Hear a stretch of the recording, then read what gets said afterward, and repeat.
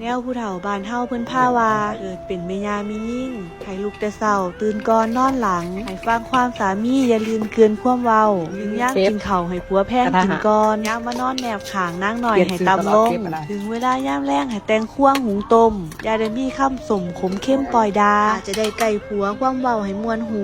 เจ้าอย่าได้หมิ่นประมาทอย่าเว้าด่าหยังผัวทำตามลงตัวดังสามมาเน้นหน่อยอย่าได้พานหาข่อยเถียงกันโต้ตอบประกอบความแม่บ้านเมี่ยงหน้าสิงูเฮืองถึงวันศีลที่ผ่าให้สมมาผัวขอโทษขอละวะหวานเจ้าให้ผัวเจ้ายงยามจะข้ามเคียมย่านผัวตนตำหีอย่าได้พิษบัดเบี้ยงเมืองบานเพิ่นจะสอนอันว่าผัวเมียนี่กูมึงอย่าได้ว่ามีแต่ข่อยและเจ้าคำนี้ก็จังควรอย่าได้หวนหาขอคำบ่ดีเขามาเล่ามือเบี่ยงสายเจ้าอย่าไปเมียดใส่ผัวมือเบี่ยงผัวเจ้าอย่าไปเมียดใส่น้องเจ้าพากันสร้างน้ำกันให้ถูกซองอันผัวเมียทำถูกต้องเงินล้านก็สิลังเข้ามาถึงตัวละเพิ่นว่าค่ะเราพญามานี่มีผู้ใดเฮ็ดได้จะขอบ่ค่ะ